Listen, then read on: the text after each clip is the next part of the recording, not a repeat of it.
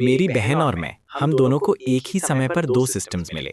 एक था elimination system, जो स्टैमिना इस्तेमाल करके कुछ भी खत्म कर सकता था, और दूसरा था होर्डिंग सिस्टम, जिसमें स्टोरेज स्पेस थी।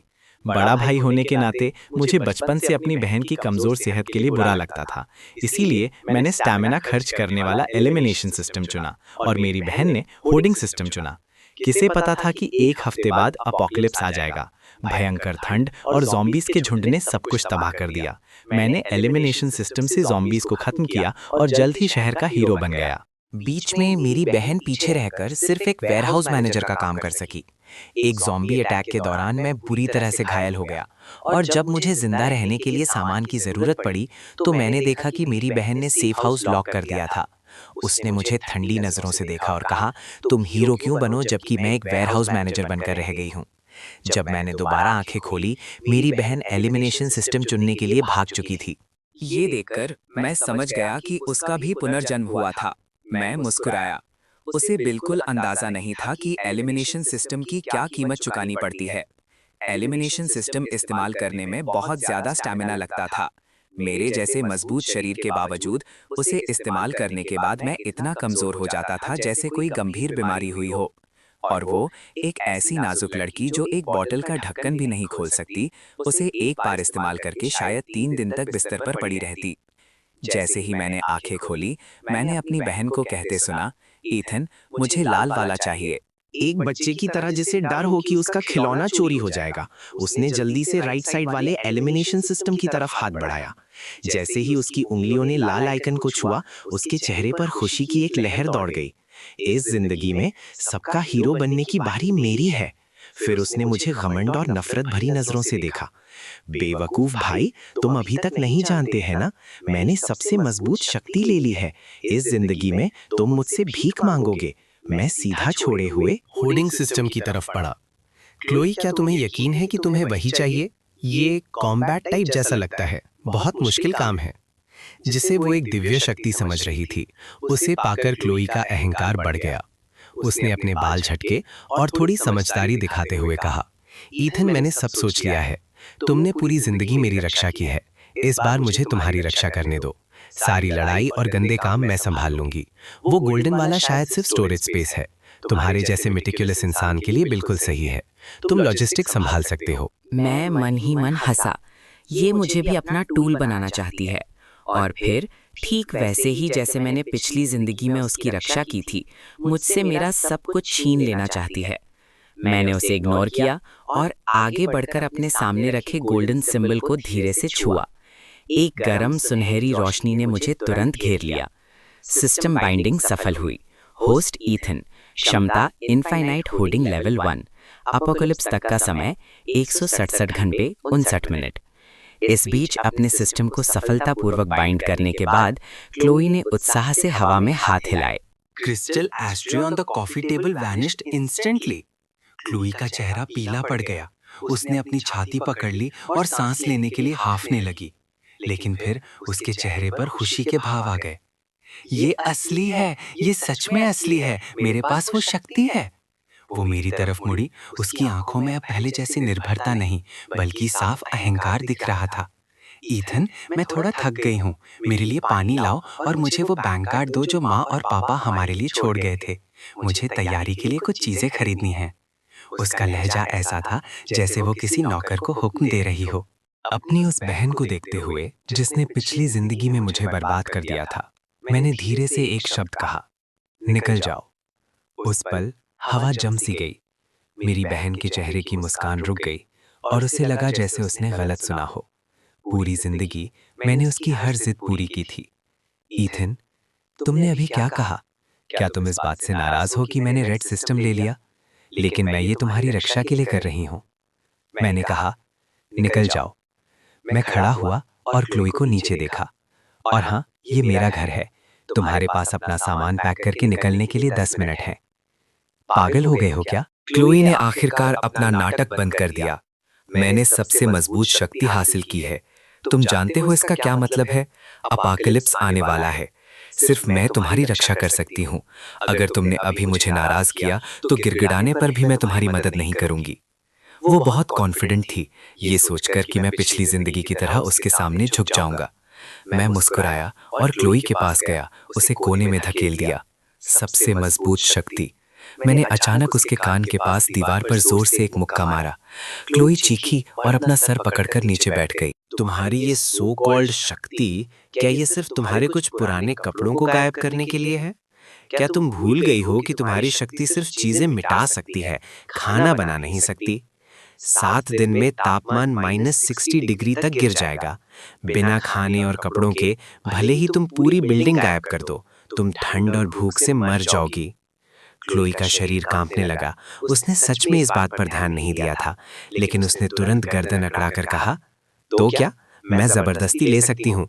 जो भी मुझे सामान देने से मना करेगा, मैं उसे गायब कर दूंगी। और तुम एक टूटे हुए वेयरहाउस की रखवाली करके क्या कर लोगे? तुम्हें फिर भी मुझ पर ही निर्भर रहना पड़ेगा। ऐसा है क्या?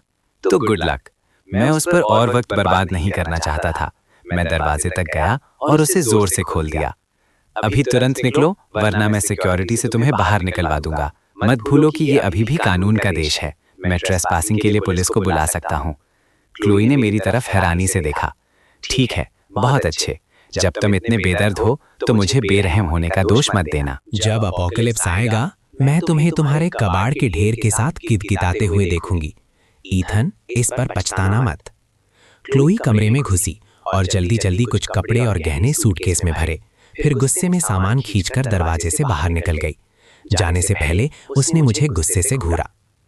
इस जिंदगी में मैं तुम्हें अपनी आंखों के सामने कुत्ते की मौत मरते देखूंगी। दरवाजा जोर से बंद हो गया। मैं उसके सहारे खड़ा हो गया और एक लंबी सांस ली। पहला कदम, रिश्ते तोड़ना, पूरा हुआ। इस एहसान फरामोश के बिना जो किसी भी पल मेरी पीठ में छुरा घोंप सकती थी, मैं आखिरकार पूरी तरह से काम कर सकता था। फिर मैंने अपना फोन निकाला और समय देखा। 15 जनवरी 2026 सुबह के 10 बजे, अपोकलिप्स से ठीक 7 दिन पहले। मैंने अपना 8 मिलियन का घर 20% डिस्काउंट पर ऑनलाइन बेचने के लिए लगा दिया और हमारे माता पिता से मिली विरासत को मिलाकर लगभग 11 मिलियन हो गए। एक ऐसा किला बनाने के लिए जो -70 डिग्री की ठंड और ज़ॉम्बीज के हमले झेल सके और कई जिंदगियों के लिए सामान जमा करने के लिए ये पैसे काफी नहीं थे। फिर मैंने बैंक को फोन किया और अपने कंपनी के शेयर्स और घर गिरवी रख दिए। मैंने कई प्राइवेट लेंडर्स को भी फोन किया और सभी बड़े ऑनलाइन लोन प्लेटफॉर्म्स और क्रेडिट कार्ड से लोन ले लिया। एक पागल जुआरी की तरह सिर्फ एक दोपहर में मेरे पास 16 मिलियन कैश आ गए। इतना काफी होना चाहिए। अपने बैंक अकाउंट में उन चक्कर लाने वाले नंबरों को देखते हुए मुझे कोई खुशी नहीं हुई, सिर्फ जल्दी थी। पैसा सिर्फ कागज का टुकड़ा था, सिर्फ सामान ही जान बचा सकता था। मैं अपनी एसयूवी, जो मैंने बेची नहीं थी, सीधा शहर के बाहरी इलाके में ले गया। मेरा लक्ष्य साफ था, वेस्टर्न सबर्ब्स में छोड़ा हुआ कोल्ड चेन लॉजिस्टिक्स पार्क। ये कभी शहर की सबसे बड़ी कोल्ड स्टोरेज फैसिलिटी हुआ करती थी, जिसे बाद में मालिक के पैसे लेकर भाग जाने के बाद छोड़ दिया गया था। जगह सुनसान थी और चारों तरफ खुला मैदान था। बचाव करना आसान और हमला करना मुश्किल। मेरी पिछली जिंदगी में इस पर एक गैंग ने कब्जा कर लिया था और ये सबसे बड़े सर्वाइवर बेसेस में से एक बन गया था। इस जिंदगी में ये मेरा होगा। मैंने उस जगह की देखभाल करने वाले बूढ़े आदमी को ढूंढा और 20,000 कैश उसके हाथ में रखे और कहा कि मुझे ये किराए पर चाहिए। आधे महीने के लिए एक हॉरर एस्केप रूम बनाने के लिए कोई कॉन्ट्रैक्ट नहीं, सिर्फ चाबी चाहिए। नोटों की मोटी गद्दी देखकर बूढ़ा आदमी इतना मुस्कुराया कि उसके नकली दांत गिरने वाले थे और उसने बिना कुछ कहे चाबियां दे दी। चाबी मिलते ही मैंने मेन गेट लॉक कर दिया और विशाल अंडरग्राउंड कोल्ड स्टोरेज में चला गया। भले ही ये 2 साल से बंद था, 10 मीटर जमीन के नीचे होने की वजह से ये ठंडा और गीला था। लगभग 3000 स्क्वायर मीटर, 8 मीटर ऊंची छत के साथ। सिस्टम, इस जगह को स्कैन करो, मैंने मन में आदेश दिया। स्कैन पूरा हुआ। सेमी इनक्लोज्ड अंडरग्राउंड स्पेस मिला। सेफ हाउस रेनोवेशन की जरूरतों को पूरा करता है। स्पेस एंकरिंग एक्टिवेट करो। एक बार एंकर होने के बाद ये जगह असली दुनिया में सामान ट्रांसफर करने के स्टेशन का काम करेगी। तुम बाहरी सामान को सीधा यहाँ टेलीपोर्ट कर सकते हो और सिस्टम स्पेस से सामान यहाँ ला सकते हो। एंकर, जगह सुरक्षित हो गई। अब इसे भरने के लिए मैं सीधा शहर की सबसे बड़ी खेतीबाड़ी की होलसेल मार्केट गया और जमकर खरीदारी की। मेरी इस अजीब खरीदारी ने पूरी होलसेल मार्केट में हलचल मचा दी। एक अनजान नौजवान जो ऐसे होलसेल खरीद रहा था जैसे अपोकलिप्स के लिए सामान जमा कर रहा हो, उसने मार्केट मैनेजमेंट का ध्यान भी खींचा। लेकिन मेरे पास कहानी तैयार थी। मैंने उन्हें बताया कि ये दूर पहाड़ी इलाकों में कई बड़ी खदानों के लिए सालाना सामान जमा करने का काम है और पहाड़ों के बंद होने से पहले अगले कुछ दिनों में सब कुछ तैयार करना था। इस दौर में जहां पैसा सब काम कर देता है, जब तक पैसा सही हो, बहाना कितना भी अजीब हो, कोई ना कोई तुम्हारी मदद कर ही देगा। रात होते ही सामान से लदे पहले हेवी ट्रक्स वेस्टर्न सबर्ब्स की उस फैक्ट्री में आने लगे। सभी वर्कर्स के सामान उतारकर जाने के बाद मैंने लोहे का गेट फिर से लॉक कर दिया। पूरा कोल्ड स्टोरेज पहाड़ों की तरह जमा सामान से भर गया था। मैं 5 मीटर ऊंचे चावल के ढेर के पास गया, अपना हाथ उठाया और हथेली सबसे नीचे वाली बोरी पर रखी। स्टोर। तुरंत 50 टन चावल हवा में गायब हो गया। मैंने अपनी आंखें बंद की और अपनी चेतना से सिस्टम स्पेस में प्रवेश किया। उस अनंत सफेद जगह में 50 टन चावल चुपचाप हवा में तैर रहा था, बिल्कुल वैसे ही जैसे पहले रखा हुआ था। यहाँ समय रुका हुआ था। 100 साल बाद भी ये चावल बिल्कुल ताजा पकेंगे। शानदार। सब कुछ अपने काबू में होने का ये एहसास नशा कर रहा था। लेकिन ये सिर्फ शुरुआत थी। -60 डिग्री की ठंड में बिना गर्मी के ये खाना पत्थर जैसा जम जाएगा। मैंने दोस्तों से संपर्क करके 10,000 टन बिना धुएं वाला कोयला और डीजल, सोलर पैनल्स और जनरेटर्स के साथ खरीदा। 7 दिन बचे थे। मुझे ना सिर्फ इस कोल्ड स्टोरेज में 10 जिंदगियों के लिए खाना जमा करना था, बल्कि इसे एक क्लाइमेट कंट्रोल्ड किले में बदलना था जिसे एक न्यूक्लियर बॉम्ब भी तोड़ ना सके। तभी मेरे फोन पर क्लोई का मैसेज आया। ये उसकी और उसके सीनियर रायन की एक फोटो थी जो एक महंगे फ्रेंच रेस्टोरेंट में बैठे थे। बेचारा भाई, घर से निकलने के बाद क्या तुम अब इंस्टेंट नूडल्स खा रहे हो? रायन और मैं अपनी नई जिंदगी का जश्न मना रहे हैं। अगर तुम अभी घुटने टेको और गिड़गिड़ाओ तो शायद मैं तुम्हें एक रोटी का टुकड़ा दे दूं। मैं स्क्रीन पर देखा, मेरे होंठों पर एक मजाकिया मुस्कान थी। खा लो, ढेर सारा खा लो। ये तुम्हारा आखिरी खाना है, जिसे इंसानी खाना कहा जा सकता है। मैंने कैजुअली 2 शब्दों में जवाब दिया, गरम कपड़े पहनो। फिर मैंने उसे ब्लॉक कर दिया और अपना फोन बंद कर दिया। मैं दूसरी मंजिल पर लोहे के वॉकवे पर खड़ा था। दर्जनों वर्कर्स को स्टील के इस दानव के पेट में चींटियों की तरह काम करते देख रहा था। बॉस, आपकी जरूरतें कुछ ज्यादा नहीं है? बोलने वाला ब्लेक था, शहर का सबसे जुगाड़ू कॉन्ट्रैक्टर, जो अब परेशान दिख रहा था। अपने हाथों में ब्लूप्रिंट को घूर रहा था। पूरी जगह 50 सेंटीमीटर मोटी एरोस्पेस ग्रेड एरोजेल इंसुलेशन, उस पर 20 mm की बुलेट प्रूफ स्टील प्लेट्स की 2 परतें, और आप चाहते हैं कि सारी वेंटिलेशन बंद हो, सिवाय 2 एयर इनटेक्स के जिनमें NBC फिल्ट्रेशन सिस्टम्स लगे हों। ब्लेक ने अपने माथे से पसीना पोंछा। भाई, ये सस्ता नहीं पड़ेगा। पैसे तुम्हारे अकाउंट में आ चुके हैं। 5 मिलियन एडवांस। मुझे ये 3 दिन में चाहिए। सारा मटेरियल स्टॉक में होना चाहिए, और अगर नहीं है तो दूसरी कंस्ट्रक्शन साइट से निकाल लो। मैं 3 गुना ज्यादा पैसे दूंगा। मैं मुड़ा और ब्लेक की आंखों में देखा। सिर्फ एक नियम है, क्यों ये मत पूछना। फोटोज मत लेना, सोशल मीडिया पर पोस्ट मत करना। काम होने पर 2 मिलियन और मिलेंगे चुप रहने के लिए। ब्लेक का गला जोर से हिला। 7 मिलियन, उसके 2 साल के मुनाफे के बराबर। हो जाएगा बॉस, आप मेरे बाप जैसे हैं। जब आप इतने दरिया दिल हैं तो सुनिए, अगर मैं 3 दिन में काम ना करूं तो आप मेरा सर तोड़कर उसे फुटबॉल की तरह इस्तेमाल कर सकते हैं। ब्लेक को जोश में जाते देख मुझे कुछ महसूस नहीं हुआ। मैं जो बना रहा था वो सिर्फ एक शेल्टर नहीं, बल्कि अपोकलिप्स से आजाद एक इकोसिस्टम था।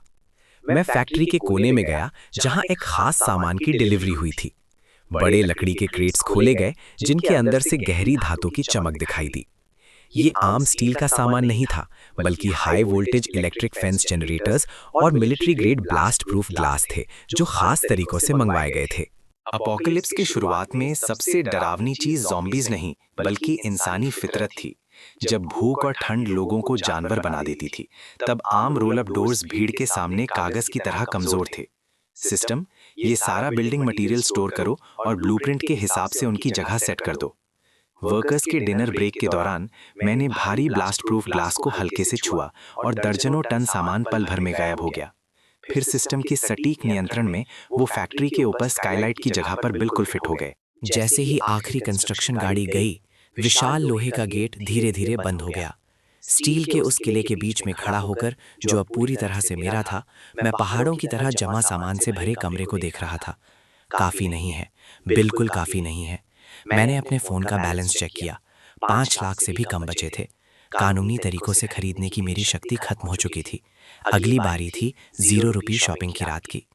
सुबह के 2 बजे East Harbour bonded logistics centre पर, ये शहर का सबसे बड़ा इंपोर्ट एक्सपोर्ट डिस्ट्रीब्यूशन हब था, जहां हजारों शिपिंग कंटेनर्स दुनिया भर के महंगे सामान से भरे हुए बिल्डिंग ब्लॉक्स की तरह रखे थे। उस रात मैंने लगभग आधे बॉन्डेड जोन के महंगे वेयर हाउसेस को खाली कर दिया, जब तक मेरे दिमाग में एक हल्का चुभने वाला दर्द नहीं हुआ, जो मेंटल एनर्जी के ज्यादा इस्तेमाल का संकेत था। मैंने मजबूरन रुक गया। जैसे ही मैं जाने वाला था, अचानक इंजन की आवाज ने रात की शांति भंग कर दी। कई काली मॉडिफाइड एसयूवीज पोर्ट में घुसी और पास के एक छिपे हुए वेयरहाउस के सामने रुक गईं। गाड़ी के दरवाजे खुले और दर्जन भर टैटू वाले गुंडे बाहर निकले। आगे एक गंजा आदमी अपने लोगों को जोर से डांट रहा था। सामान हटाओ, जल्दी करो। ड्रैगन ने कहा है कि शिपमेंट आज रात ही हटाना है, पुलिस की नजर है। जो बॉक्स वो लोग उठा रहे थे, उन पर खतरनाक सामान की चेतावनी लिखी थी। मैंने अपनी आंखें छोटी की और सिस्टम का लॉन्ग रेंज स्कैन एक्टिवेट किया। स्कैन के नतीजे TNT विस्फोटक, डेटोनेटर्स, इंडस्ट्रियल नाइट्रिक एसिड, हथियार। मेरे दिल की धड़कन बढ़ गई। ये ब्लैक शार्क गैंग का स्मगलिंग पॉइंट था, जो शहर का सबसे बड़ा क्रिमिनल ऑर्गेनाइजेशन था। उस TNT को देखते हुए, जो ना सिर्फ ज़ॉम्बीज़ को उड़ा सकता था, बल्कि किसी भी सुरक्षा को तोड़ सकता था, मैंने अपने होंठ चाटे।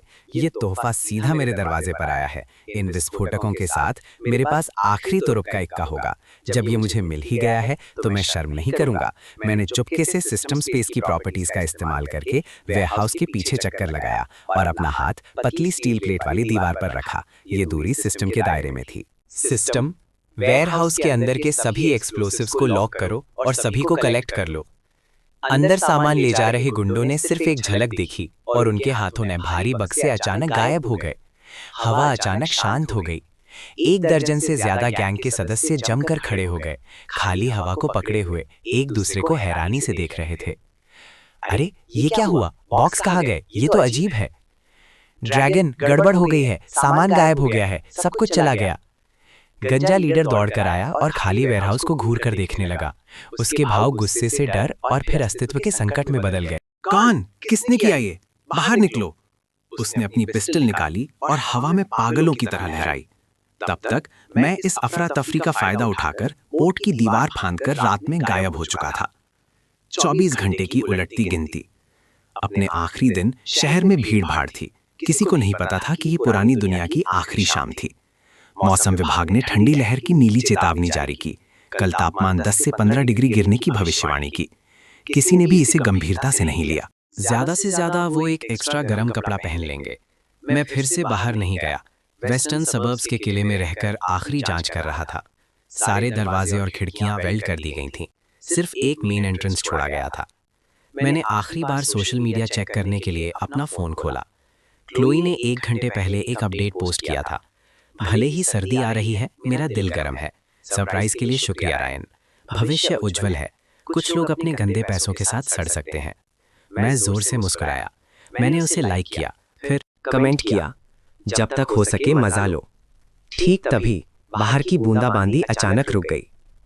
तुरंत बाद एक पिंग पोंग बॉल के साइज का ओला ब्लास्ट प्रूफ ग्लास से जोर से टकराया। फिर दूसरा, तीसरा। गोली की तरह ओले बरसने लगे। उसके बाद तेज हवाएं चलीं और तापमान तेजी से गिरा। मेरे फोन स्क्रीन पर एक इमरजेंसी न्यूज अलर्ट आया। ब्रेकिंग न्यूज, एक सुपर पोलर वॉर्टेक्स के कारण अगले 3 घंटों में दुनिया का तापमान 50 डिग्री गिर जाएगा। सभी नागरिक तुरंत घर लौटें। तुरंत? ये कोई मजाक नहीं है। अपोकलिप्स आ चुका था। सिर्फ 10 मिनट में बाहर की दुनिया का रंग बदल गया। सड़क की सतह पर बहुत कम समय में मोटी काली बर्फ जम गई। 1 दर्जन गाड़ियां टकरा गई। तुरंत आग लग गई, लेकिन आग फैलने से पहले भयंकर ठंड ने उसे दबा दिया, उसे एक अजीब स्थिति में जमा दिया। गाड़ी के अंदर के लोग दरवाजे खोलने की कोशिश कर रहे थे, लेकिन वो जम चुके थे। किसी ने गाड़ी की खिड़की तोड़ी और बाहर निकला। लेकिन जैसे ही उसने बाहर की हवा को छुआ, ऐसा लगा जैसे उसकी सारी गर्मी छीन ली गई हो। उसकी हरकतें तुरंत सख्त हो गईं। उसका डरा हुआ चेहरा उसके चेहरे पर जम गया, एक जिंदा जैसी बर्फ की मूर्ति में बदल गया।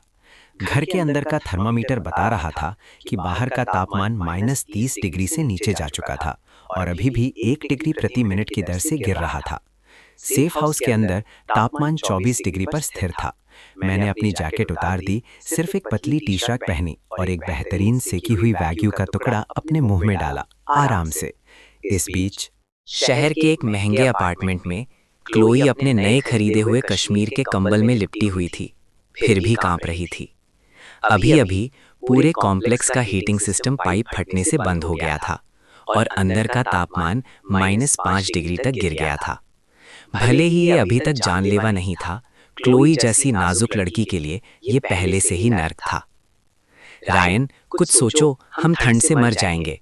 उसने अपने पास बैठे रायन को धक्का दिया। रायन भी बुरी तरह से ठंड से कांप रहा था, पागलों की तरह अपने सारे कपड़े पहन रहा था। चुप करो, मुझे भी ठंड लग रही है। ये कमबख्त मौसम अचानक बदल गया। जल्दी करो, कुछ हीट पैक्स ढूंढो। हीट पैक्स उस बॉक्स में है। क्लोई ने कोने की तरफ इशारा किया। उन्होंने इधर उधर ढूंढा तो सिर्फ 10 से कम हीट पैक्स बचे मिले।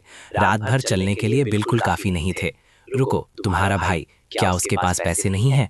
वो किसी लग्जरी होटल में होगा या उसने हीटिंग इक्विपमेंट खरीद लिया होगा। जल्दी फोन करो। क्लोई ने यह सुनते ही जैसे डूबते हुए को तिनके का सहारा मिल गया हो, कांपते हाथों से मेरा नंबर मिलाया। माफ कीजिए, आपने जो नंबर मिलाया है वो अभी बंद है, कमबख्त। क्लोई ने गुस्से में अपना फोन सोफे पर फेंक दिया। उस बदमाश की हिम्मत कैसे हुई अपना फोन बंद करने की? घबराओ मत, घबराओ मत। रायन की आंखों में एक चमक आई। मुझे अब याद आया, मैंने तुम्हारे भाई को पहले साउथ सिटी होलसेल मार्केट में देखा था। मैं दूर था, लेकिन मैंने उसे वेस्टर्न सबर्ब्स और एक फैक्ट्री का जिक्र करते हुए सुना था। वहां एक छोड़ दी गई फैक्ट्री है। ऐसे समय में वो वहीं छिपा होगा। चलो उसे ढूंढते हैं। लेकिन बाहर इतनी बर्फ है। क्लोई ने बाहर के भयंकर बर्फीले तूफान को देखा। नहीं, जाने का मतलब मौत का इंतजार करना है। बर्फ जल्दी नहीं रुकेगी। कुछ घंटों में यहाँ के पाइप फट जाएंगे।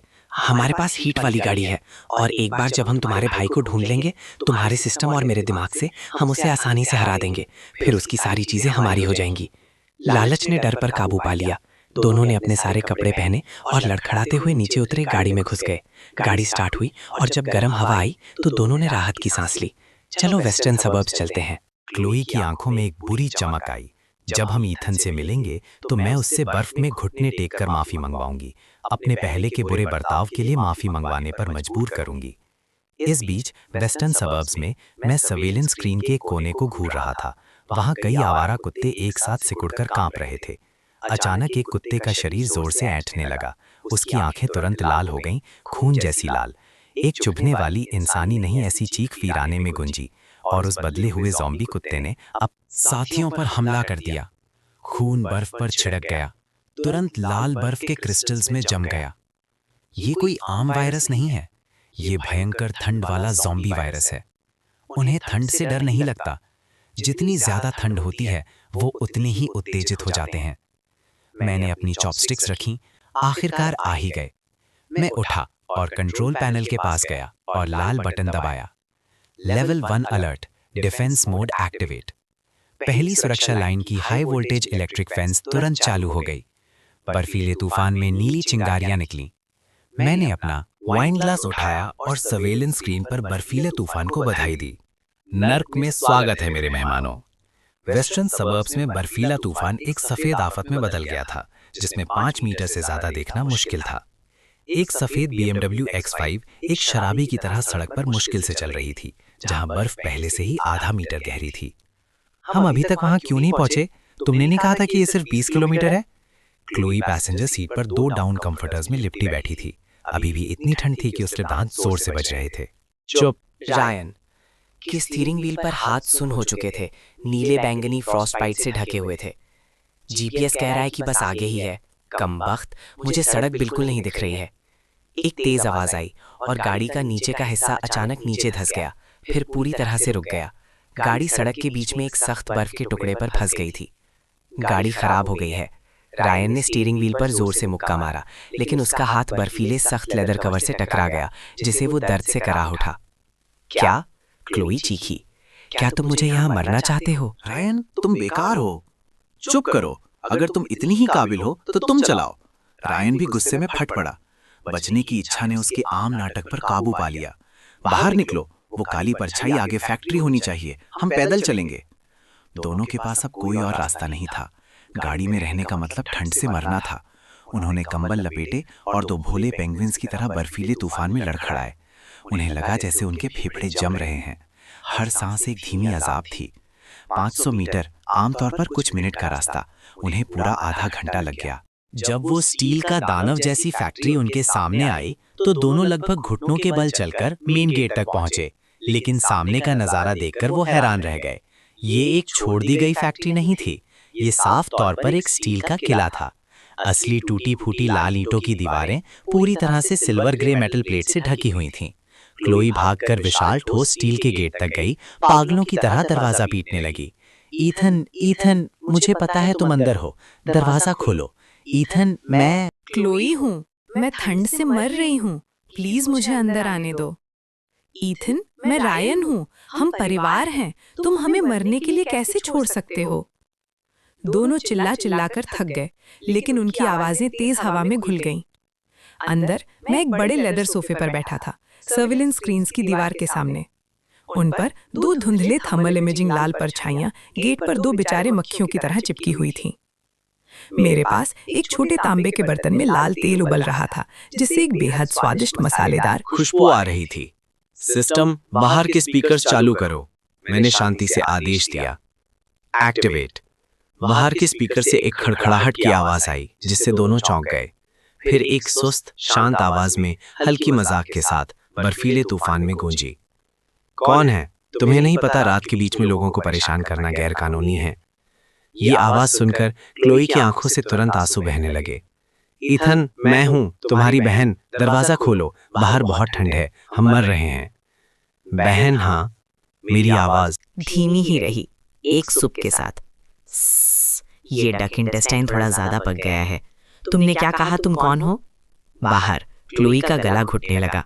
मैं यहाँ कुत्ते की तरह ठंड में जम रही हूँ और तुम अंदर हॉटपॉट खा रहे हो, और डक इंटेस्टाइन भी। उस लजीज खुशबू ने उसके मुंह में तुरंत पानी ला दिया। उसका पेट गद्दारी से गुर्राने लगा। ईथन, अनजान बनना बंद करो, मुझे पता है तुम मुझे सुन सकते हो। मैं क्लोई हूँ, तुम्हारी इकलौती बहन। अब दरवाजा खोलो, एक बार अंदर आ जाऊंगी तो पहले की सब बातें समझा दूंगी। वो सब गलतफहमी थी। गलतफहमी? मैंने अपनी चॉपस्टिक्स रखी, माइक्रोफोन उठाया और स्क्रीन पर उस बिगड़े हुए चेहरे को देखा। मेरी नजर अचानक ठंडी हो गई। मुझे निकालने के लिए कहना एक गलतफहमी थी, या ये कहना कि तुम मुझे अपने सामने कुत्ते की मौत मरवाओगी, वो भी एक गलतफहमी थी। वो सिर्फ गुस्से में कहा था। क्लोई घबरा गई। ईथन, तुम एक आदमी हो, तुम इतने छोटे दिल के क्यों हो? पहले मेरी गलती थी, मैं अब माफी मांग रही हूँ। I am sorry. ठीक है, अब दरवाजा खोलो। ये माफी नहीं थी, ये उसके दिमाग में एक आदेश था। जब तक वो सिर झुकाकर ये 3 शब्द कहती, मुझे उसे माफ करना ही पड़ता था। ये 20 साल से नियम था। अफसोस, नियम बदल गए थे। अगर माफी से काम चलता तो हमें पुलिस की क्या जरूरत होती? मैं हंसा। तुम अपनी सबसे मजबूत शक्ति क्यों नहीं आजमाती? तुम्हारे पास एलिमिनेशन सिस्टम नहीं है? ये शब्द क्लोई पर बिजली की तरह गिरे। सही है, मेरे पास एक शक्ति है, मैं उससे भीख क्यों मांगूं? ठीक है, अगर तुम नहीं खोलोगी तो मैं खुद खोल लूंगी। बाद में मुझसे भीख मत मांगना। क्लोई की आंखों में एक बुरी चमक आई और उसने गहरी सांस ली। उसके शरीर में ऊर्जा दौड़ने लगी। उसने अपना जमा हुआ हाथ स्टील के दरवाजे पर मारा। एलिमिनेट। उसकी हथेली से एक लाल रोशनी निकली जो दरवाजे से जोर से टकराई। हालांकि गेट के गायब होने का इंतजार किया गया नजारा नहीं हुआ, बल्कि लाल रोशनी एक अदृश्य दीवार से टकराकर तुरंत वापस आ गई, जिससे क्लोई का हाथ सुन्न हो गया और वो बर्फ में पीछे गिर गई। सिस्टम चेतावनी, लक्ष्य की घनता बहुत ज्यादा है और high level. Energy reinforced space anchoring से सुरक्षित है। होस्ट का वर्तमान लेवल LV1 है, एलिमिनेट नहीं कर सकता। जबरदस्ती एलिमिनेशन के लिए जीवन शक्ति की जरूरत है। क्लोई ने अटल दरवाजे को विश्वास से देखा। मेरा सिस्टम सबसे मजबूत है, मैं एक दरवाजा भी कैसे नहीं खोल सकती? मेरी बेरहम हंसी स्पीकर से आई। बताना भूल गया था, ये दरवाजा मुझे एरोस्पेस ग्रेड एलॉय के लिए 5 मिलियन का पड़ा है, और मेरा सिस्टम तुम्हारे सिस्टम का उल्टा काम करता है। तुम्हारा एलिमिनेशन मेरे होल्डिंग को एलिमिनेट नहीं कर सकता। अब दफा हो जाओ। मेरे दरवाजे पर बर्फ गंदी मत करो। स्पीकर बंद हो गया। फिर गेट के ऊपर की फ्लडलाइट्स अचानक जल उठीं। 2 चौंधिया देने वाली रोशनी सीधा उनके चेहरों पर पड़ी, जिससे वो अपनी आंखें नहीं खोल पा रहे थे। क्लोई बर्फ में बैठी थी, हड्डियों तक चुभने वाली ठंड महसूस कर रही थी। उस दरवाजे को घूर रही थी जो कभी नहीं खुलेगा। पहली बार महसूस कर रही थी कि असली निराशा क्या होती है। आधे घंटे बाद क्लोई और रायन गए नहीं थे, क्योंकि गाड़ी खराब थी। वो सिर्फ फैक्ट्री के गेट के पास एक हवा से बची हुई जगह में सिकुड़ कर बैठ सकते थे। अब क्या करें? मुझे अपने पैर महसूस नहीं हो रहे। क्लोई के होंठ गहरे बैंगनी हो गए थे। उसकी पलकों पर बर्फ के क्रिस्टल्स जमे हुए थे। रायन की हालत और भी खराब थी। उसने क्लोई को अपने कुछ कपड़ों में से एक दे दिया था और अब उसका पूरा शरीर जोर से कांप रहा था। उसकी आंखें धुंधली होने लगी थीं। सोना मत, अगर तुम सो गए तो उठ नहीं पाओगे। ठीक तभी ऊपर से एक इतनी तेज खुशबू आई कि तुम्हारी रूह निकल जाए। दोनों ने मेहनत से अपने सिर उठाए। कुछ चाहिए? मैं दूसरी मंजिल के छज्जे पर खड़ा था, हॉट पॉट का अधूरा कटोरा पकड़े हुए। ईथन, प्लीज मुझे बस एक घूंट दे दो, बस एक घूंट गरम सूप। रायन आखिरकार टूट गया। बर्फ में घुटने टेक कर ऊपर की तरफ पागलों की तरह सिर पटकने लगा। मैंने तुम्हें बास्केटबॉल भी सिखाया था, पुरानी यादों के लिए मुझे बचा लो। मैं हंसा और आराम से एक ताज़ा पका हुआ मोटा बीफ का टुकड़ा उठाया। जब तुमने मुझे बाहर बंद किया था, क्या तुमने पुरानी यादों के बारे में बात की थी? फिर मैंने अपना हाथ छोड़ा और वो गरम तेल टपकता बीफ का टुकड़ा दोनों के सामने गंदी बर्फ में गिर गया। रायन लगभग झट से उसे पकड़ने के लिए लपका, लेकिन क्लोई ज्यादा तेज थी। उसने बर्फ से ढका हुआ मांस का टुकड़ा झट से उठाया और सीधा अपने मुंह में डाल लिया। बिना चबाए ही निगल गई। उस गर्मी के पल ने उसे आह भरने पर मजबूर कर दिया। स्वादिष्ट? हाँ, बहुत अच्छा। क्लोई ने सिर हिलाया, आंसू बहने लगे। जब तुमने खा लिया है तो दफा हो जाओ। मेरे सिक्योरिटी सिस्टम ने अभी अभी कुछ छोटे दोस्तों को खुशबू से आकर्षित होते हुए देखा है। इससे पहले कि दोनों कुछ समझ पाते, दूर बर्फीले तूफान में कई चमकती हुई हरी आंखें अचानक दिखाई दी। धीमी गुर्राहट हवा पर आ रही थी। उनके बदले हुए ज़ॉम्बी कुत्ते। भागो! रायन ने सबसे पहले रिएक्ट किया। क्लोई को पकड़ा और भागने की कोशिश की, लेकिन जमीन पूरी बर्फ से ढकी थी और दोनों फिसल गए। मुंह के बल जमीन पर जोर से गिरे। पहला ज़ॉम्बी कुत्ता आगे लपका। उसका खुला मुंह सीधा रायन की जांघ की तरफ था। मदद करो इथन, मेरी मदद करो! रायन ने कान फाड़ने वाली चीख निकाली जब वो कुत्ते को जोर से मार रहा था, लेकिन उस जीव को कोई दर्द महसूस नहीं हो रहा था। इस नाजुक पल में रायन की आंखों में एक बुरी चमक आई। उसने अचानक क्लोई को पकड़ लिया। पास खड़े आदमी को पकड़कर उसे कुत्ते के मुंह की तरफ जोर से धक्का दे देती है और खुद बचने के लिए लुढ़क जाती है। तुम क्या कर रहे हो? क्लोई डर से चीखती है। बासी जबड़े उसकी गर्दन में घुसने वाले थे। जिंदगी और मौत के इस पल में जीने की इच्छा डर पर काबू पा लेती है। क्लोई हमला करने वाले कुत्ते के सिर पर आंखें गड़ा लेती है। जैसे ही उसके दिमाग में लाल आइकन तेजी से चमकता है, वो मन ही मन गरजती है, एलिमिनेट। विशाल टिबेटन मस्टिफ का सिर क्लोई की नाक से सिर्फ 1 सेंटीमीटर दूर पूरी तरह से मिट जाता है। सिर्फ एक सिर कटा। लाश क्लोई पर जोर से गिरता है। उसकी सांस लगभग रुक जाती है। होस्ट ने एलिमिनेट किया। Tier 1 mutant. Experience gained 10 points. Stamina depletion warning. Chloe को अपनी ताकत जाते हुए महसूस होती है। उसकी आंखों के सामने अंधेरा छा जाता है और वो लगभग बेहोश हो जाती है, लेकिन वो बच गई थी। ये छोटा सा शो दिलचस्प होता जा रहा है। मैं दूरबीन नीचे करता हूँ। मेरी आंखों में मजाक चमक रहा था। जब तुम लोग जाना नहीं चाहते तो मैं तुम्हें बचने का रास्ता दिखाता हूँ। मेरी आवाज फिर से गूंजती है, एक शैतानी आकर्षण के साथ। 200 मीटर पूर्व में एक सिक्योरिटी बूथ है। आज रात जिंदा रहने का ये तुम्हारा एकमात्र मौका है। इसके साथ खिड़की पूरी तरह से बंद हो जाती है। अंधेरे में सिर्फ 2 कांपते हुए लोग रह जाते हैं और उनके चारों तरफ और ज्यादा हरी आंखें जमा हो जाती हैं। बूथ की तरफ चलो। क्लोई कुत्ते की लाश को धक्का देती है और लड़खड़ाते हुए उठती है। वो रायन की तरफ एक नजर भी नहीं डालती। उसे वो धक्का याद था। ज़ॉम्बी कुत्तों के हमला करने से पहले आखिरी पल में दोनों लड़खड़ाते हुए उस टूटे फूटे सिक्योरिटी बूथ की तरफ दौड़ते हैं। बूथ छोटा और हवादार था। उन्होंने मुश्किल से खिड़कियों को छोड़े हुए तख्तों और पुराने अखबारों से बंद किया। क्लोई, तुम ठीक हो? रायन पास आकर एक चापलूसी भरी मुस्कान के साथ उसका हाथ पकड़ने की कोशिश करता है। अभी मैं कुत्ते को धक्का दे रहा था, तुम्हें नहीं, गलत मत समझो।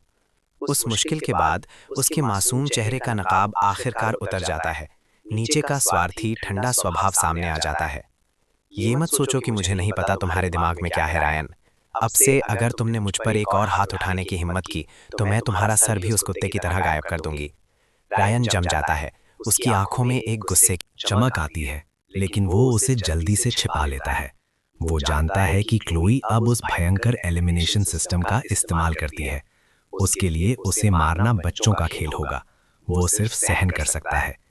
इस बीच सेफ हाउस में मेरे हाथों में एक टैबलेट है। भले ही पब्लिक नेटवर्क बंद हो गया है, मेरा मिलिट्री ग्रेड सैटेलाइट रिसीवर अभी भी दुनिया भर के सिग्नल्स पकड़ रहा है। दुनिया भर की खबरें स्क्रीन पर स्क्रॉल हो रही हैं। पूर्वी क्षेत्र के लिए आपातकालीन घोषणा। सरकार ने सबसे उच्च स्तरीय आपातकालीन प्रोटोकॉल एक्टिवेट कर दिया है। देश भर में सरकारी शेल्टर अब खुल गए हैं। जिंदा बचे लोग कृपया नजदीकी स्थान पर जाएं। शहर का shelter, east district sports centre, shelter 7। मैं उन कोऑर्डिनेट्स को घूरता हूं। मेरी पिछली जिंदगी में वो जगह शुरुआती दिनों में सबसे बड़ा सरकारी किला था, लेकिन ठीक इसलिए क्योंकि वहां बहुत ज्यादा लोग थे, सामान तेजी से खत्म हो गया और अव्यवस्थित प्रबंधन के साथ 1 महीने के अंदर बदनाम अनाज भंडार दंगा भड़क उठा, जिसमें हजारों लोग मारे गए। ऐसा लगता है कि इतिहास का रास्ता नहीं बदला है। मैंने खबर बंद की और सिस्टम इंटरफेस खोला। वर्तमान stock 32,000 ton. System level LV1। Experience 0%। Upgrade की जरूरत। 10 टियर 1 ज़ॉम्बी कोर्स जमा करो। कोर्स। मेरी पिछली जिंदगी में लोगों को अपोकलिप्स के तीसरे महीने तक ये नहीं पता चला था कि ज़ॉम्बी दिमाग के कोर को शक्तियों को बढ़ाने के लिए इस्तेमाल किया जा सकता है, लेकिन मैं अब जानता हूँ। वो बेवकूफ़ क्लोई कुत्ते को मारने में इतनी व्यस्त थी कि उसने सबसे कीमती जीत का सामान बर्फ में छोड़ दिया। वो मेरे एक्सपीरियंस पॉइंट्स हैं, उन्हें बर्बाद नहीं होने दे सकता। मैं एक हल्के नैनो थर्मल कॉम्बैट सूट में बदल जाता हूँ और अपनी टैक्टिकल कुल्हाड़ी उठा लेता हूँ। मैंने इस भयंकर बर्फीले तूफान की पहली रात में अपनी पहली फसल काटने के लिए घूमने जाने का फैसला किया है, और ये चेक करने के लिए कि क्या वो 2 चूहे अब तक ठंड से मर गए हैं। एक पूरी तरह से बंद नैनो थर्मल कॉम्बैट सूट पहने और अपनी टैक्टिकल कुल्हाड़ी पकड़े हुए मैं वेस्टर्न आउटस्कर्ट्स के वीराने से गुजर रहा हूँ। 50 मीटर आगे ज़ॉम्बी कुत्तों का झुंड सिक्योरिटी बूथ के चारों तरफ घूम रहा था। कुल 7 थे। मैंने अपनी सांस ठीक की, फिर जहां मैं छिपा हुआ था वहां बर्फ के ढेर के पीछे से निकला। पहला ज़ॉम्बी कुत्ता अभी भी बूथ पर गुर्रा रहा था। उसने गीली कुल्हाड़ी आने से पहले रिएक्ट भी नहीं किया। एक आवाज के साथ टैक्टिकल कुल्हाड़ी ने उसकी सख्त खोपड़ी को चीर दिया। टियर 1 ज़ॉम्बी कुत्ता एलिमिनेट। एक्सपीरियंस +5। इस हंगामे ने तुरंत बाकी 6 कुत्तों को सतर्क कर दिया। उनका नेता, एक विशाल टिबेटन मस्टिफ, ने अपना सिर घुमाया। उन भूत जैसी हरी आंखों ने मुझे पकड़ लिया। उसने अपने पिछले पैरों से छलांग लगाई। उसका विशाल शरीर एक टैंक की तरह हमला कर रहा था। जैसे ही वो मुझसे आधा मीटर दूर पहुंचा, मैंने अपना बायां हाथ मस्टिफ के नीचे जमीन पर किया। आसपास एक 2 मीटर डायमीटर का बर्फ का टुकड़ा और उसके नीचे की जमी हुई धरती हवा में गायब हो गई।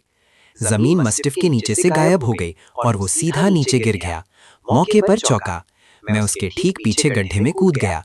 मेरी टैक्टिकल कुल्हाड़ी हवा में घूमी और मस्टिफ के कमजोर गर्दन के जोड़ पर बेरहमी से वार किया। एक अजीब कुत्ते का सर लुढ़क गया। एलीट म्यूटेंट कुत्ता eliminate. Experience +20। Item drop. Tier 1 power core. रोशनी मेरे अंदर से गुजर गई। मैं झुका और अपनी नफरत को दबाते हुए मास्टिफ की खोपड़ी में टटोला। जल्द ही मैंने एक उंगली के नाखून के आकार का क्रिस्टल निकाला जो हल्की लाल रोशनी दे रहा था। ये अपोकलिप्स की सबसे महंगी करेंसी है। कोर, ज़ॉम्बी शक्ति का स्रोत और मानव विकास की कुंजी। ऊपर के बाकी 5 ज़ॉम्बी कुत्ते पागलों की तरह भौंक रहे थे, लेकिन गड्ढे में उतरने की हिम्मत नहीं कर रहे थे। मैंने एक क्रूर मुस्कान के साथ ऊपर देखा। जल्दी मत करो, एक एक करके तुम सब मेरे एक्सपीरियंस पॉइंट्स हो। एक सोच के साथ मैंने अपने सिस्टम से एक मॉडिफाइड नेल गन निकाली। अगले 5 मिनट तक मैं गद्दे के तले में ऐसे खड़ा रहा जैसे मैं निशाना लगा रहा हूँ। लड़ाई खत्म। मैं बाहर निकला और हर लाश को तलाश किया। किस्मत मेरे साथ थी। 7 कुत्तों ने कुल 3 कोर्स दिए। सिस्टम एक्सपीरियंस बार 45% तक बढ़ गया है।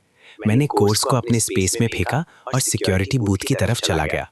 अंदर खाली था, सिर्फ गंदे पैरों के निशान और दीवार पर नाखून से खरोची हुई एक लाइन थी। ईथन, तुम इसके लिए कीमत चुकाओगे। बड़ा जिद्दी है ना? मैं उपेक्षा से हंसा। मैं चिंतित नहीं हूं कि ये दो मामूली मोहरे क्या कर सकते हैं। इस अपोकलिप्स में जीना अक्सर मरने से ज्यादा दर्दनाक होता है।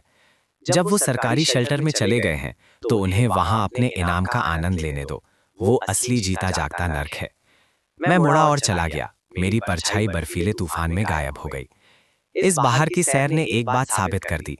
इस दुनिया में जहां सारे नियम टूट चुके हैं, जब तक आप बेरहम और मजबूत हैं, ये जगह मेरा खेल का मैदान है और मेरा अगला लक्ष्य शहर का ये सेंट्रल हॉस्पिटल। वहां सिर्फ ज़ॉम्बीज़ इंतजार नहीं कर रहे हैं, बल्कि वो एंटीवायरल सीरम भी है जिसकी मुझे सख्त जरूरत है। भले ही ये ज़ॉम्बी वायरस का इलाज नहीं कर सकता, ये आम फ्लू और इन्फेक्शंस का इलाज कर सकता है, जो शुरुआती चरणों में महत्वपूर्ण है। इस बीच ईस्ट डिस्ट्रिक्ट स्पोर्ट्स सेंटर में जगह को एक अस्थायी शेल्टर में बदल दिया गया है। हजारों बचे हुए लोग प्रवेश द्वार पर भीड़ लगाए हुए हैं। चीख, गालियां और मदद की गुहार अराजकता में घुल मिल गई है।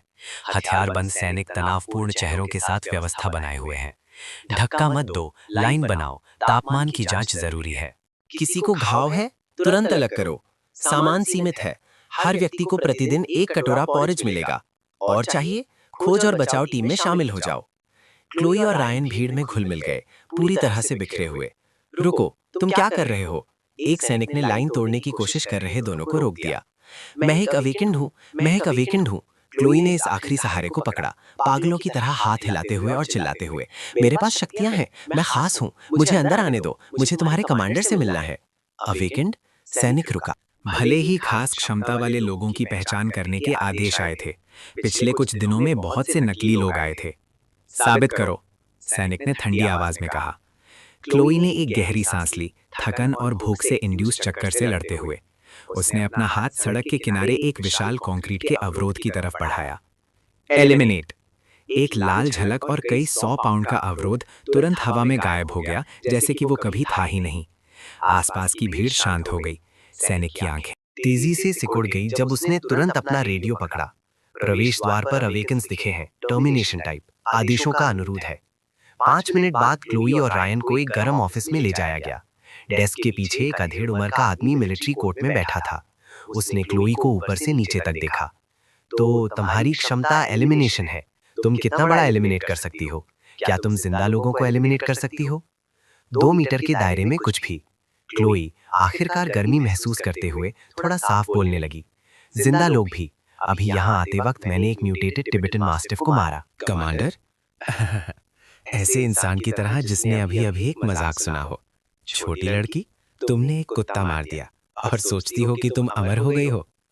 वो उठा और खिड़की के पास गया, बाहर घने ज़ॉम्बी झुंड की तरफ इशारा करते हुए। अब हजारों ज़ॉम्बीज हैं। तुम्हारी क्षमता जो कुछ बार इस्तेमाल करने के बाद तुम्हें थका देती है, युद्ध के मैदान में कुछ भी नहीं है। क्लोई का चेहरा तुरंत सख्त हो गया। हालांकि कमांडर का लहजा बदल गया जब उसकी नजर बाहर बर्फ से ढके रनवे पर पड़ी। तुम्हारी क्षमता का एक ज्यादा उपयुक्त उद्देश्य है। बर्फीले तूफान ने सड़कें बंद कर दी हैं, सामान के ट्रक्स नहीं आ पा रहे हैं, हवाई पट्टी बर्फ से ढकी हुई है। हमें एक जीवन रेखा साफ करनी है। बर्फ हटाना। क्लोई को बेहद अपमानित महसूस हुआ। मैं एक चीट सिस्टम वाली प्रोटैगनिस्ट हूँ जिसे अपोकलिप्स की रानी बनना है, और तुम मुझे एक सफाई कर्मी बनाना चाहते हो। मैं मना करती हूँ, मैं एक अवेकेंड हूँ। तुम्हारी हिम्मत कैसे हुई मुझे इस तरह अपमानित करने की? मना करती हो? कमांडर की मुस्कान तुरंत गायब हो गई। यहाँ काम नहीं तो खाना नहीं। अवेकेंड भी अपने काम के लिए काम करते हैं, ठीक है। काम नहीं करना है तो फिर बाहर जाओ और बर्फीले तूफान में वापस जाओ। उसने अपना हाथ हिलाया।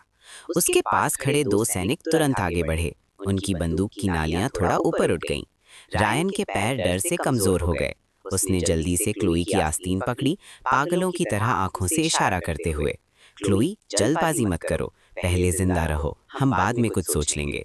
क्लोई ने उन काली बंदूक की नालियों को देखा, फिर बाहर की नर्क जैसी ठंड के बारे में सोचा। उसका घमंड टूट गया। मैं करूंगी। उसने अपने दांत पीस लिए और अपमान में अपना सिर झुका लिया। आधे घंटे बाद क्लोई को स्पेशल क्लियरेंस यूनिट नंबर 098 में नियुक्त किया गया। उसका काम आसान था, निर्माण वाहनों के सामने खड़ा होना और लगातार आगे की बर्फ और मलबे पर अपनी क्षमता का इस्तेमाल करना, बर्फ की दीवारों के हिस्सों को मिटाना। जब एक हिस्सा गायब हो जाता, काफिला आगे बढ़ता। हर बार जब वो अपनी शक्ति का इस्तेमाल करती, उसका शरीर पूरी तरह से थक जाता। तेज, क्या देरी हो रही है? पीछे का काफिला इंतजार कर रहा है। सुपरवाइजर ने मेगाफोन से गरजा। रायन, जिसके पास कोई क्षमता नहीं थी, सबसे निचले स्तर की परिवहन टीम में नियुक्त किया गया। उसका काम था उन लोगों को जो ठंड से जम गए थे या काटे गए थे, उन्हें जलाने वाले गड्ढों तक ले जाना। वहां की बदबू किसी को बेहोश कर सकती थी। साथ ही संक्रमण का लगातार खतरा था, लेकिन जिंदा रहने के लिए वो आधा सड़ा हुआ बन पाने के लिए वो सिर्फ सहन कर सकता था। देर रात दोनों जिम्नाजियम में साझा सोने के प्लेटफॉर्म पर गिर पड़े। यहाँ सैकड़ों लोग भरे हुए थे। पसीने और पैरों की बदबू एक साथ मिल गई थी। क्लोई अपने सूजे हुए सड़ते हुए हाथों को देखती रही। आंसू बेकाबू होकर बहने लगे। ऐसा नहीं होना चाहिए था। वो ईथन के बारे में सोचती है, उस गर्म आग के बारे में। ईथन, तुम अभी बहुत खुश होगे। क्लोई ने गंदे कंबल को जोर से पकड़ा। उसके नाखून उसकी हथेली में घुस गए। इस समय सेंट्रल हॉस्पिटल के सामने का प्लाजा जमे हुए ज़ॉम्बीज से भरा हुआ था। ये जीव मरे नहीं थे। जैसे ही उन्हें किसी जिंदा इंसान के शरीर की गर्मी महसूस होती, वो तुरंत जाग जाते। सिस्टम स्टेल्थ फील्ड एक्टिवेट करो। मैंने अपने शरीर के चारों तरफ एक थर्मल इंसुलेशन बारात बनाने के लिए थोड़ी सी ऊर्जा खर्च की। अपने ग्रैपलिंग हुक का इस्तेमाल करके मैं सीधा तीसरी मंजिल की खिड़की पर चढ़ गया। तीसरे फ्लोर पर फार्मेसी थी। यहाँ कम ज़ॉम्बीज थे। कुछ भटकती हुई नर्स ज़ॉम्बीज को मारने के बाद मैं शेल्फ्स के पास गया। मेरा हाथ घुमा और दवाइयों की पंक्तियां एक के बाद एक गायब हो गईं। आधे रास्ते में नीचे से तेज गोलियों की आवाज आने लगी। मैं खिड़की के पास गया और नीचे देखा। 2 मॉडिफाइड आर्मर्ड व्हीकल्स हॉस्पिटल के गेट तोड़कर अंदर घुस आए। 7-8 पूरी तरह से हथियारबंद गुंडे ज़ॉम्बीज पर गोलियां बरसा रहे थे। गाड़ियों पर एक काले शार्क का चिन्ह था। Black shark gang. फिर से ये लोग। ऐसा लगता है कि उन्हें भी दवाइयों का महत्व समझ में आ गया है और वो रात के अंधेरे में लूटने आए हैं। क्या इत्तेफाक है। मैं ठंडी हंसी हंसा। मुझे जाने की कोई जल्दी नहीं थी, बल्कि मैं खिड़की के पास एक आरामदायक जगह पर बैठकर नीचे का शो देखने लगा। ब्लैक शार्क गैंग की फायर पावर तेज थी। उन्होंने जल्दी से एक रास्ता साफ किया और सीधा लॉबी के एलिवेटर्स की तरफ बढ़े। गोलियों की आवाज बहुत तेज थी। सिर्फ प्लाजा के ज़ॉम्बीज ही नहीं, बल्कि आसपास के कई ब्लॉक्स के ज़ॉम्बीज भी यहाँ आ गए। जैसे ही ब्लैक शार्क गैंग लॉबी में घुसी, फर्श अचानक फट गया। एक विशाल ज़ॉम्बी 3 मीटर से ज्यादा लंबा, फूली हुई मांसपेशियों के साथ नीचे से ऊपर आ गया। Tier 2 mutant, Titan power type. मेरी आंखें थोड़ी सिकुड़ गईं। एक टियर 2 म्यूटेंट पहले से ही। ये क्या भला है? ये क्या चीज है? ब्लैक शार्क गैंग के सदस्य डर गए।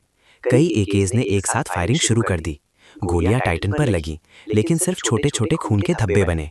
टाइटन गरजा, आराम से पास में पड़ी एक छोड़ी हुई गरनी उठाई और उसे एक फ्रिस्बी की तरह फेंका। 2 ब्लैक शार्क गैंग के सदस्य तुरंत कुचल गए।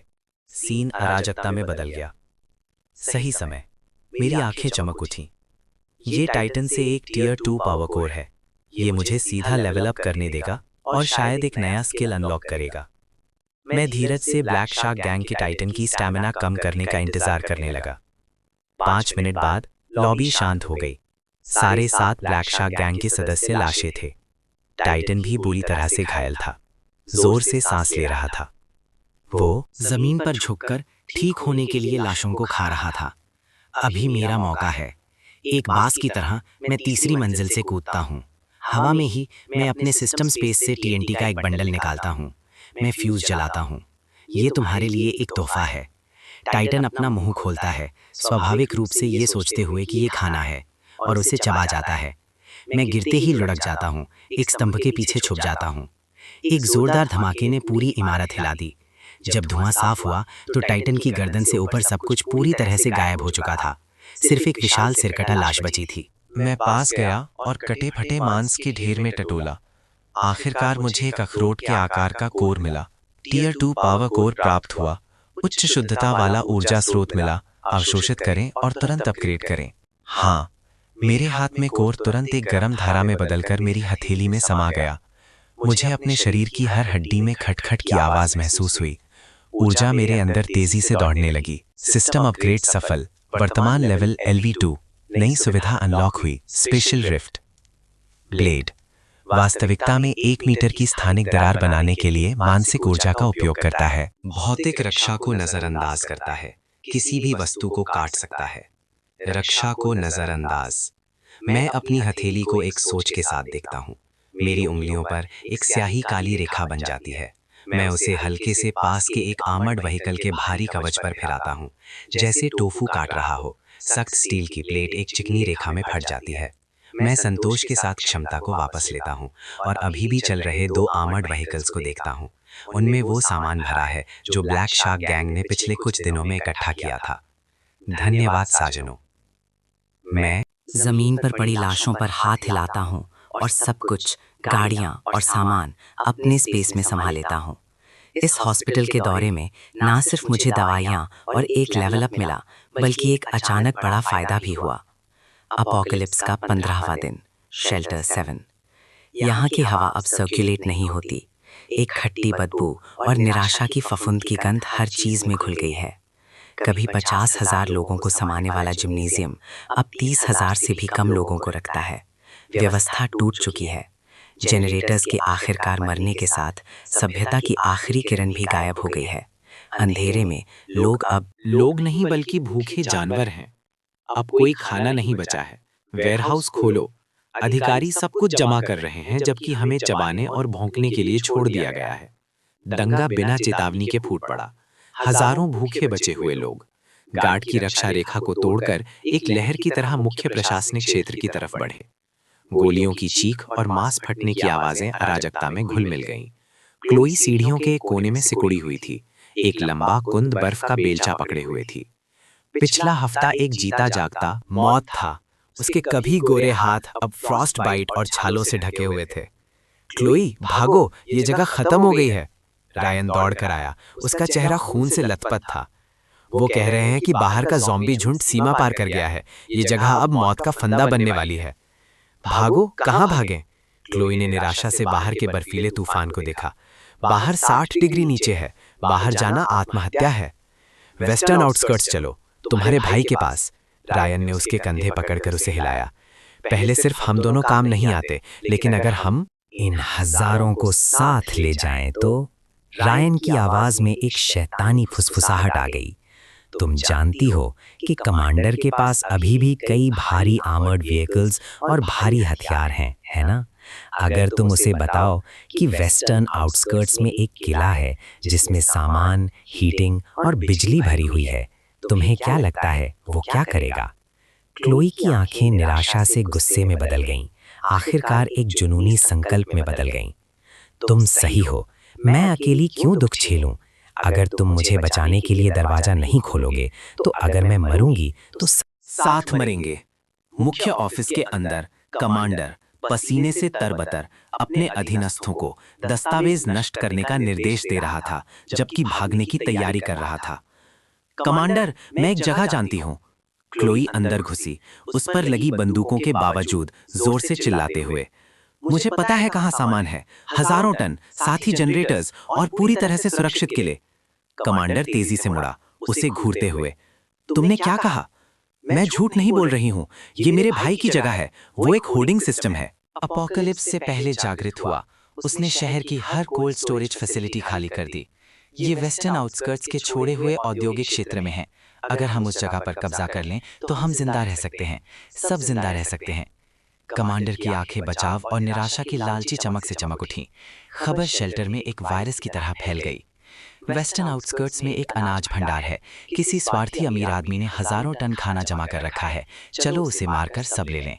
दंगे करने वाले जो पहले एक दूसरे को मार रहे थे, अचानक उनका एक साझा लक्ष्य हो गया।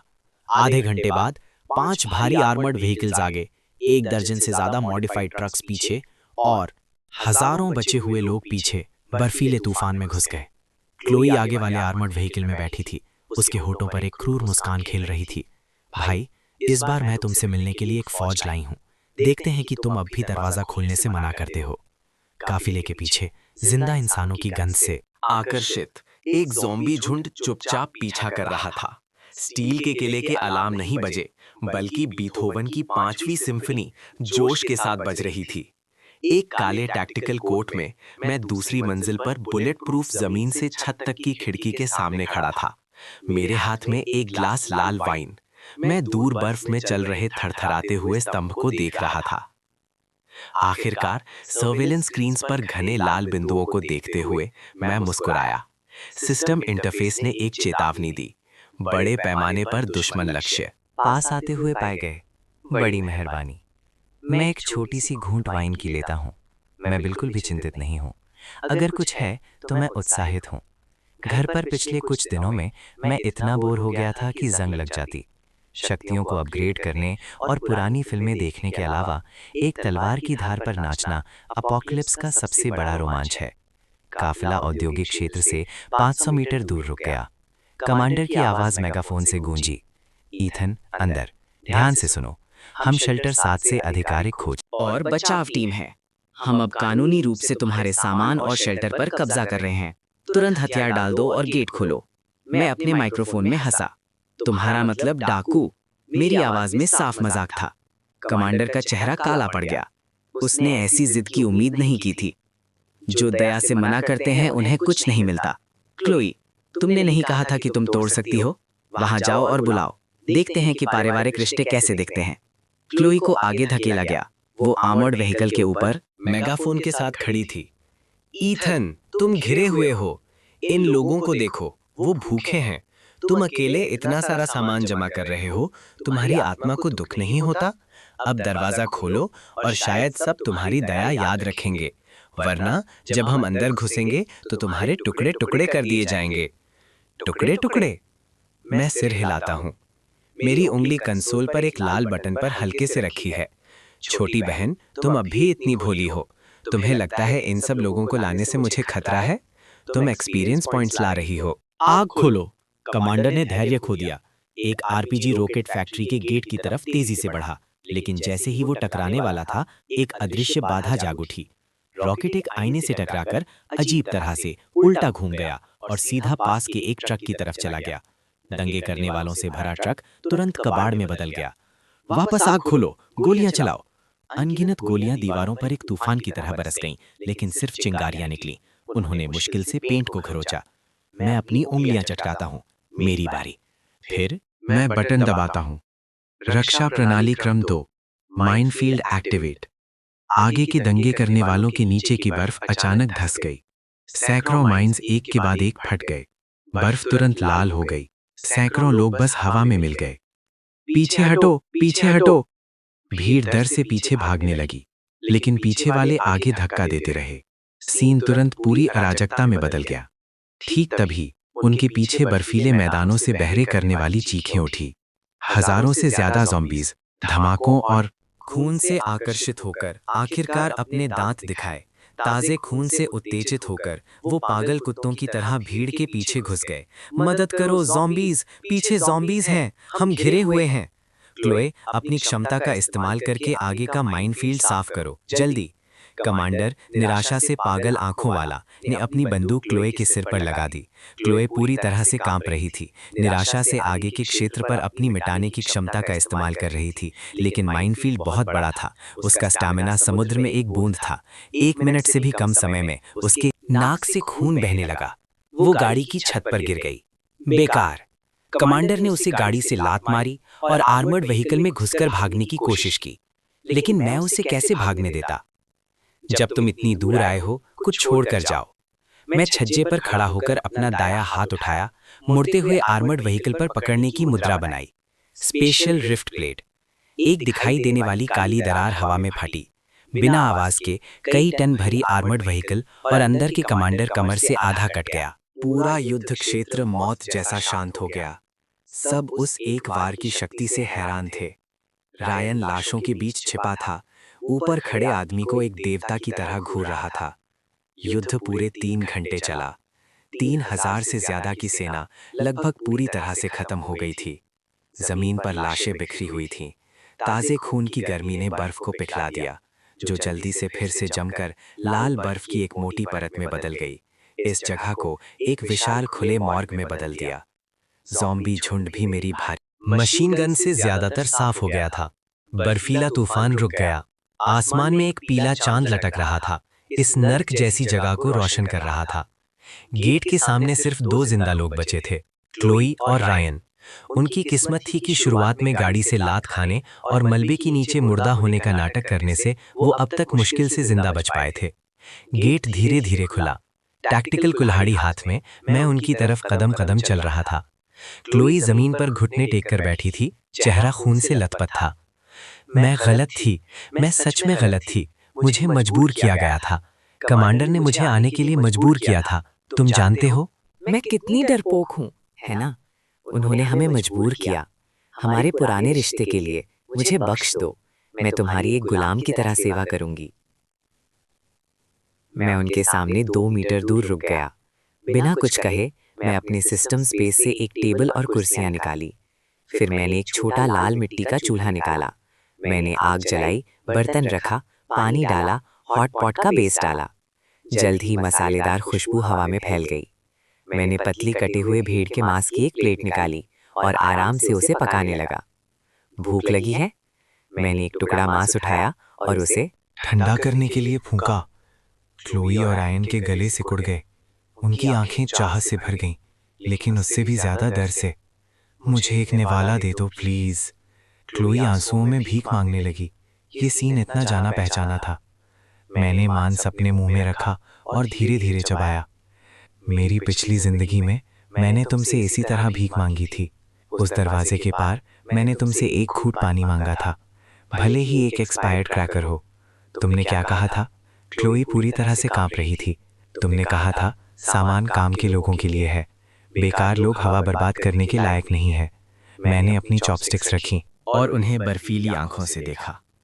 अब मैं वो शब्द तुम्हें वापस करता हूँ। मैं उठा। मेरे हाथ में टैक्टिकल कुल्हाड़ी चांदनी में ठंडी चमक रही थी। रायन, मैंने पुकारा। रायन ने सोचा कि कोई उम्मीद है और जल्दी से ऊपर देखा। तुमने कहा था तुम क्लोई से प्यार करते हो और उसके लिए मर जाओगे, है ना? रायन ने हिचकिचाया और अपने पास क्लोई को देखा। उसे मार दो और मैं तुम्हें रख लूंगा। मेरी आवाज में लालच था। मैं तुम्हें एक एनहांसमेंट सीरम भी दूंगा, तुम भी अवेकेंड बन सकते हो। एक खंजर रायन के सामने गिरा। इंसानियत की अंतिम परीक्षा। नहीं। क्लोई ने रायन को डर से देखा, पीछे हटते हुए। तुम नहीं करोगे, हम प्यार में हैं। रायन ने खंजर को देखा, फिर ईथन के पीछे गरम रोशन किले को, फिर अपने सामने इस गंदी बेकार औरत को। उस पल प्यार नामक नकाब पूरी तरह से टूट गया। रायन ने अचानक खंजर पकड़ा और एक बिगड़े हुए चेहरे के साथ क्लोए पर झपटा। क्लोए, तुमने उसे सुना। अगर तुम मर जाओगी तो मुझे जीने को मिलेगा। तुम अब बेकार हो, मेरे लिए मरने में क्या बुराई है? क्लोए चीखी। जीने की इच्छा ने उसकी आखिरी ताकत को निकाल दिया। रायन के हाथ में खंजर हवा में गायब हो गया, लेकिन वो पहले से ही क्लोए के ऊपर था। दोनों हाथ उसकी गर्दन पर जोर से जम गए। मरो, मरो, मेरे रास्ते में आना बंद करो। दोनों एक खून के तालाब में 2 जानवरों की तरह एक दूसरे को नोच रहे थे। गंदा, बिल्कुल गंदा। मैं इस सीन को ठंडी नजर से देख रहा था, जैसे एक अजीब कॉमेडी देख रहा हूं, जब तक दोनों थककर जमीन पर गिर पड़े, हांफते हुए। क्लोए का चेहरा काटने से बिगड़ गया था। रायन ने एक आंख खो दी थी। शानदार। मैं धीरे धीरे तालियां बजाता हूं। लेकिन मैंने तुमसे झूठ बोला था। मैं उनके पास गया और अपनी कुल्हाड़ी उठाई। मेरा सेफ हाउस कभी कचरा नहीं लेता। उनकी निराश चीखों के बीच कुल्हाड़ी उठी और गिरी। सफेद बर्फ पर खून एक खिलते हुए प्लम के फूल की तरह छिड़क गया। इस जिंदगी के झगड़े आखिरकार खत्म हो गए। बिना हिचकिचाए मैं मुड़ा और अपना हाथ हिलाया। जमीन पर पड़ी लाशें और दूर आर्मर्ड व्हीकल का मलबा सब सिस्टम के कचरा निपट्टन में समा गया। प्रवेश द्वार एक बार फिर से साफ हो गया। वापस अंदर आकर मैं विशाल जमीन से छत तक की खिड़की के पास गया। मैंने देखा बाहर बर्फीला तूफान अभी भी तेज था। दुनिया मर चुकी थी, लेकिन मैं अभी भी जिंदा था और मैं अच्छी तरह से जीऊंगा। मैंने कैबिनेट से एक पुरानी विस्की की बोतल निकाली और 2 ग्लास भरे। एक मैंने जमीन पर डाला, अपने मूर्ख पिछले जीवन के लिए एक श्रद्धांजलि। दूसरा मैंने आसमान की तरफ उठाया, इस क्रूर लेकिन शानदार नई दुनिया को बधाई देते हुए। हेलो अपोकलिप्स, मैं ईथन हूँ, इस क्षेत्र का राजा।